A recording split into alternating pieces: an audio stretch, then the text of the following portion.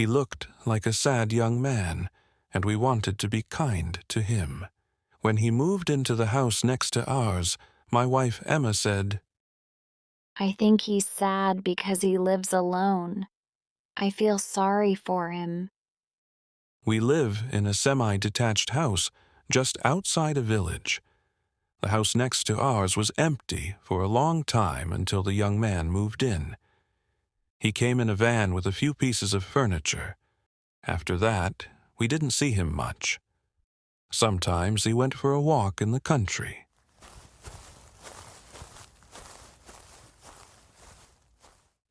And every day he walked to the village to do some shopping.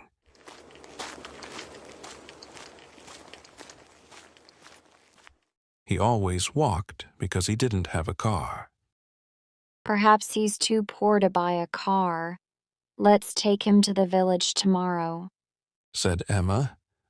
So, the next day, when he came out of the house to go shopping, I offered him a ride. No, thank you. I prefer to walk, he said. We were surprised.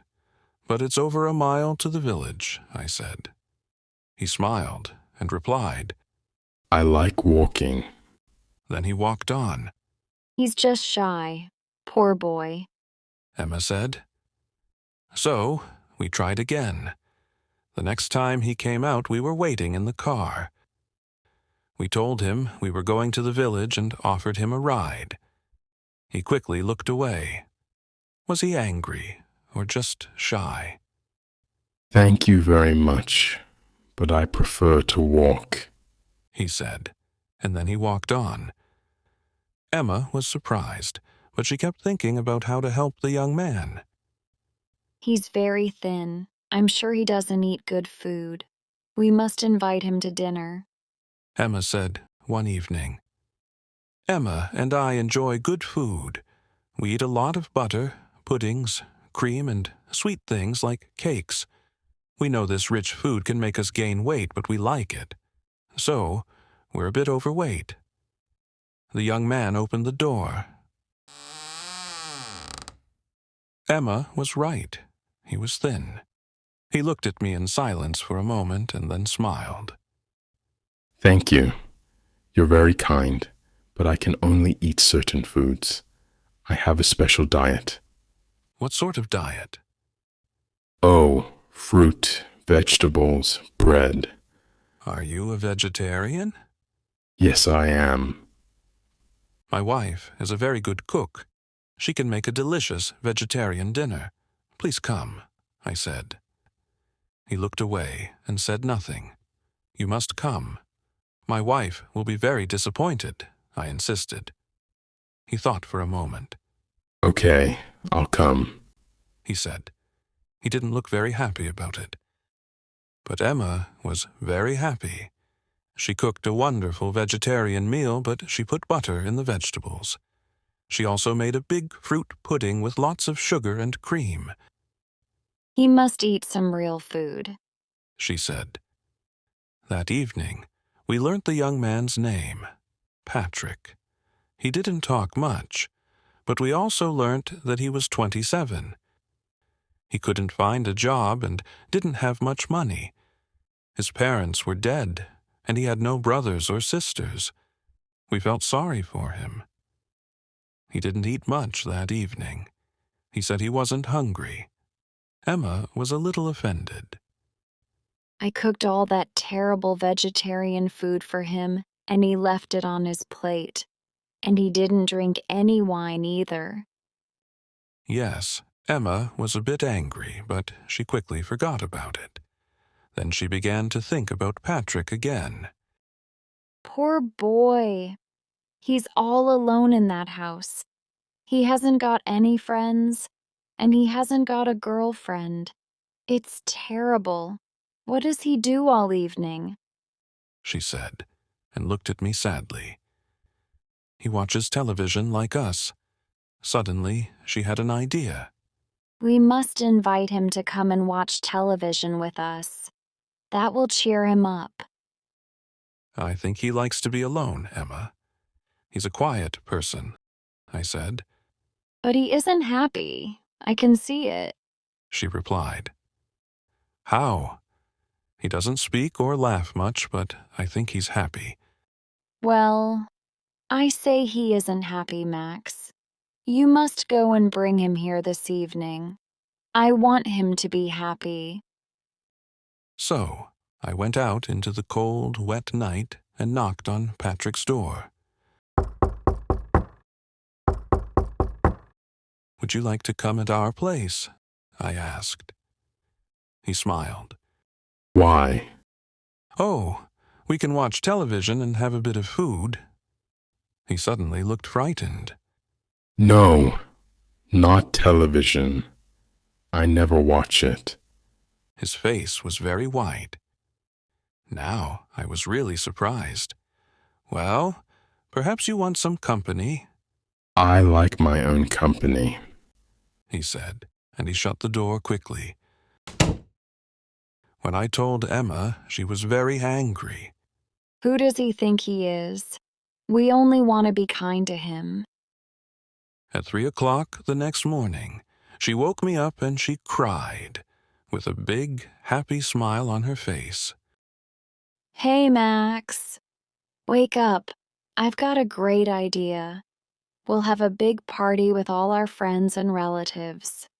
We'll tell Patrick that there will be a lot of noise and invite him to come.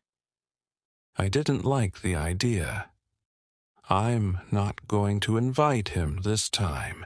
Good night, dear.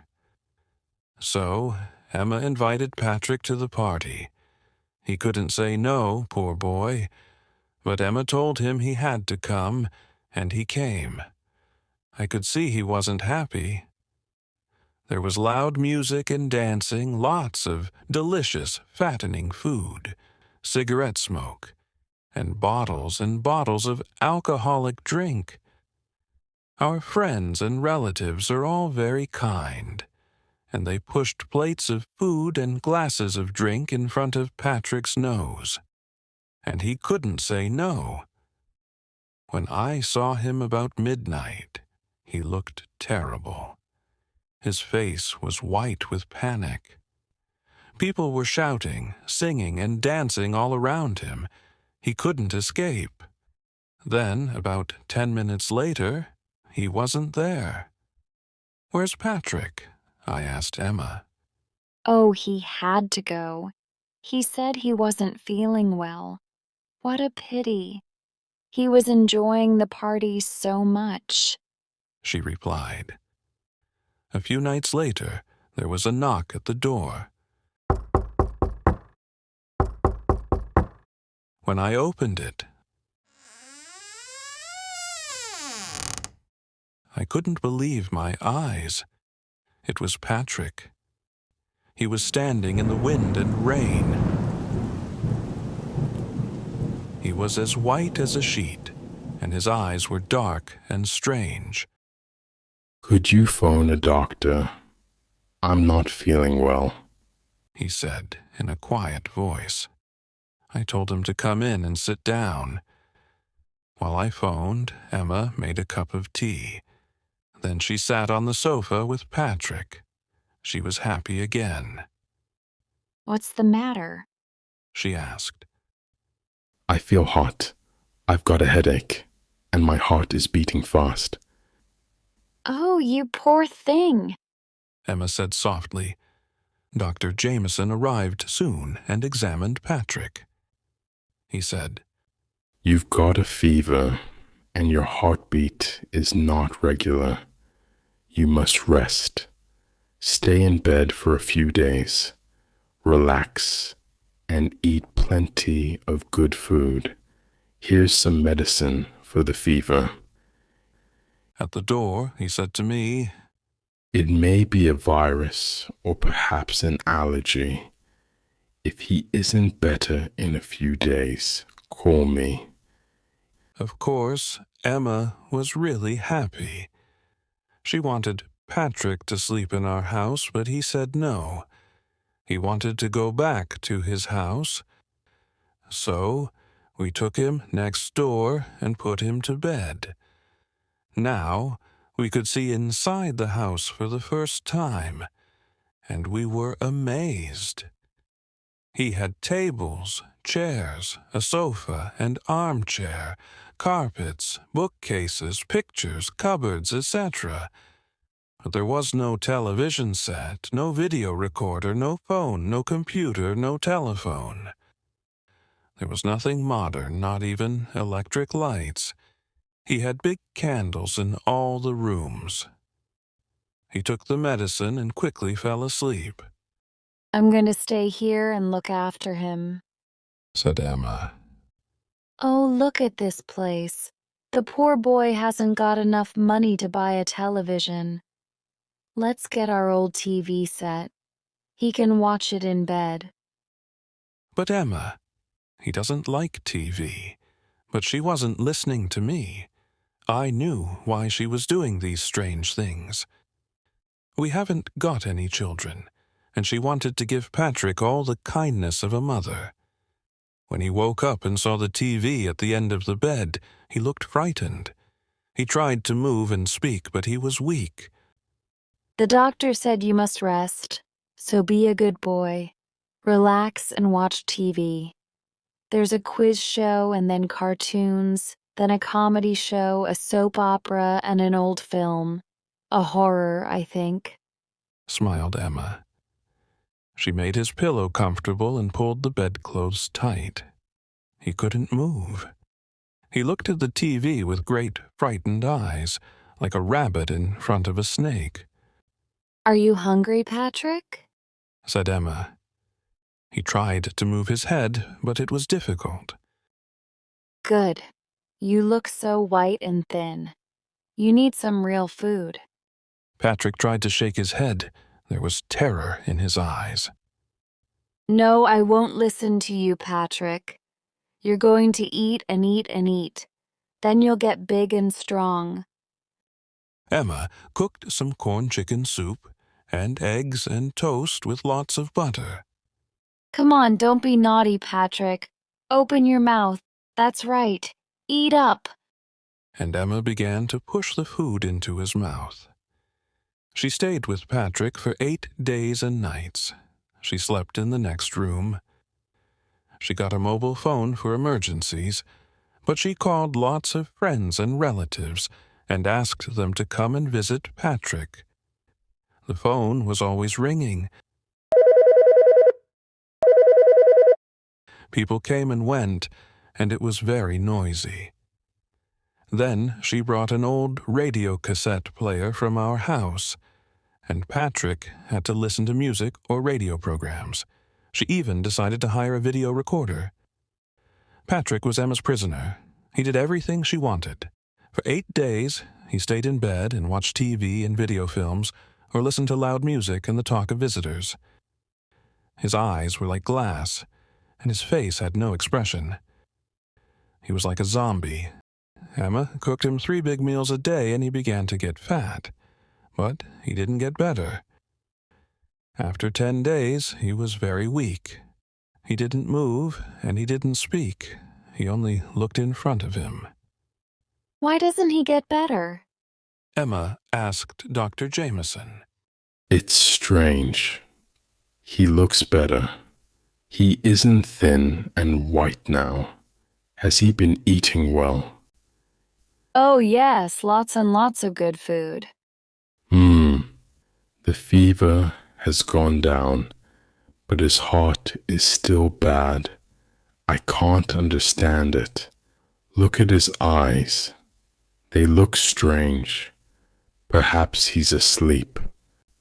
Oh, what shall we do, doctor? Emma cried. Well, we can't take him to the hospital. There aren't any free beds. We'll have to wait a few days. Perhaps I'll contact one of my colleagues in London.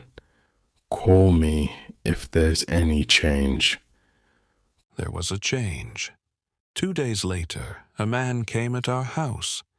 He was tall and strong, with a thick black beard and a red face. My name is Dr. Spencer Stone, He said in a loud voice. He had a British accent. I am a good friend and colleague of Dr. Jameson. He phoned me yesterday about the mysterious illness of his patient Patrick Jeffries. I had a patient in London with a similar condition. Is Mr. Jeffries getting better? No, he's becoming a vegetable, I said. A vegetable? Yes, vegetables aren't very lively, are they? I replied. Do you know what's the matter with Patrick? Not exactly. But if my analysis is correct, it may be a new illness that has appeared only in the 20th century. We don't know much about it, but we have found that emissions from electronic objects like televisions, computers, videos, mobile phones, etc., probably cause it. It seems that the waves from these machines are not good for the brain and nerves. They change or disturb the electrical functions, but we don't know precisely how or why. There is fever and rapid heartbeats. The patient gradually passes into a coma. Like a vegetable? Yes.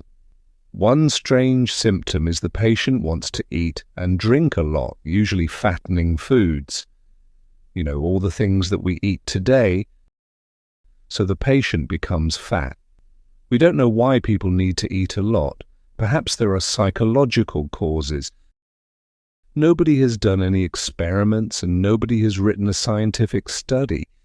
But we know the final result of the illness. The patient will die. At that moment, there was a long, terrible scream from next door.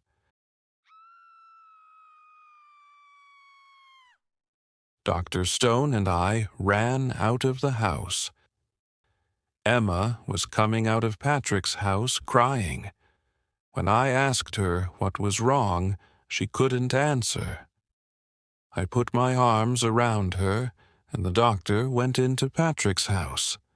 A few minutes later, he came out and said, He's dead. I found this under the pillow. It was an envelope. I opened it and found a letter inside. I read it out loud to others. I'm going to die soon, and I know that it's the 20th century that's killing me. 10 years ago, when I was 17, I was a very different person. I lived like a typical teenager. I went to discos with my friends every evening. I listened to loud music, watched a lot of TV and videos, and enjoyed computer games. I was always talking on the phone. Then something happened. I began to feel ill. I had bad headaches. My heartbeat was fast. Sometimes I felt dizzy. I often had a fever. I couldn't do my schoolwork. I didn't know why I was ill. I went to a doctor, but he didn't know either. He said perhaps it was my lifestyle. I thought a lot about this. It was true that I never walked. I went everywhere by car. It was true that I drank a lot of alcohol and ate bad food.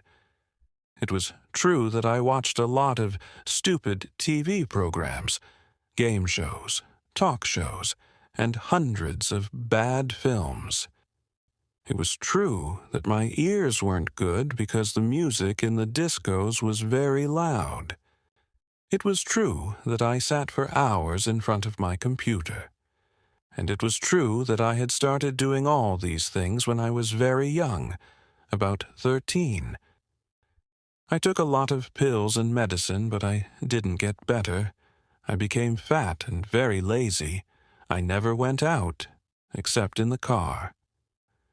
At weekends, I sat in front of the TV all day or listened to music, and I ate and drank and ate. I lived like a zombie. I never used my brain. It was full of the rubbish from TV programs, silly songs, and terrible films. I became very weak and very ill with a temperature and heart problems. Then suddenly I understood. One day I had a little accident in the car and hit my head.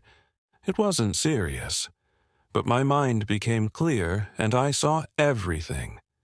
I saw that the 20th century was slowly killing me. So I changed my lifestyle. I stopped living like a zombie. It was very difficult. My lifestyle was a habit, a very dangerous habit, like taking drugs. Life at the end of the 20th century was killing my mind and my body. So I began to walk everywhere. I didn't watch TV or listen to stupid music. I sold my computer and my video recorder. I didn't go to discos. I stopped eating bad food and drinking too much alcohol. And I lost all my friends too. But the 20th century was everywhere. It was too strong, and I had to escape from it. So I came here to the country. But I couldn't escape. The 20th century is too strong. I can't fight it. I know I'm going to die soon. Goodbye, Patrick Jeffries. When I finished, Dr. Spencer Stone said sadly, So now we know that this is an illness of the mind caused by living in the 20th century. Can I take this letter with me, please? I want to write a report about Patrick's case and publish it. Then all the world will know. But before the doctor could finish, poor Emma fell to the ground with a strange cry. Dr. Spencer Stone examined her, then looked at me. She has got a fever. Her heartbeat is very fast. He shook his head sadly.